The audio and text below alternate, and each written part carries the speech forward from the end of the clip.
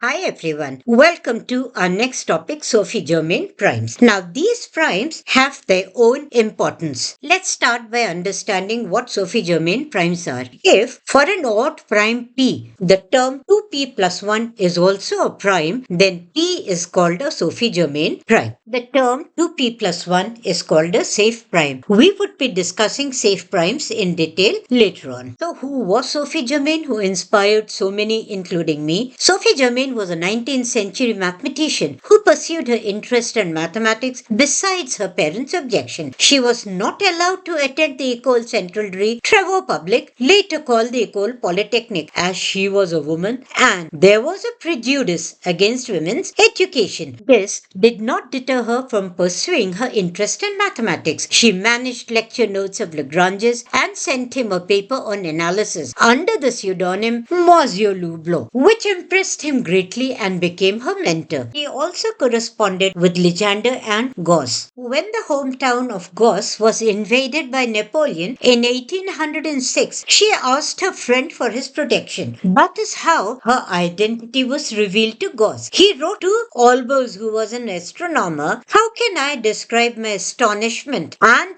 admiration on seeing my esteemed correspondent M. Loublon metamorphosed into this celebrated person when a woman, because of her sex, our customs and prejudices, encounters infinitely many obstacles than men in familiarizing herself with knotty problems, which he means problems of number theory, yet overcomes these fetters and penetrates that which is most hidden. She doubtless has the noblest courage, extraordinary talent, and superior genius." Sophie Germain worked on Fermat's little theorem, x to the power n plus y to the power n is equal to z to the power n for positive integer solutions when n is greater than equal to 3. In 1825, she showed that if p is a Sophie Germain prime, then x to the power p plus y to the power p is equal to z to the power p. It has no positive integral solutions where x, y, z is not equal to 0 and the prime p does not divide x, y, z. Let's look at safe primes. We've already defined them in the beginning, and you saw if p is a prime and so is q is equal to 2p plus 1, then the term 2p plus 1 is called a safe prime. Some of the examples of safe primes are 5, 7, 11, 23, 47, 59, 83, 107, etc. Let's look at some examples. If you take p is equal to 5, then the term 2p plus 1 becomes 11, and 11 is also a prime. So that is called a safe prime. Let's take p is equal to 11. Then the term 2p plus 1 is 23, and 23 is also a prime. 23 will now be called a safe prime. The p, as you all will be the Sophie Germain prime. Let's go through few properties of safe primes. A safe prime q is equal to 2p plus 1 except for 7 is of the form 6k minus 1, or q is congruent to 5 mod of 6. q is of the form 4k minus 1 except for 5, or q is congruent to 3 mod of 4. For q greater than 7, the safe prime is of the form 12k minus 1, or q is congruent to 11 mod of 12. If Sophie Germain prime p is congruent to 3 mod of 4, then q is equal to 2p plus 1 will be divisor of 2 to the power p minus 1. Moving on to Cunningham chains. Now, what are these chains?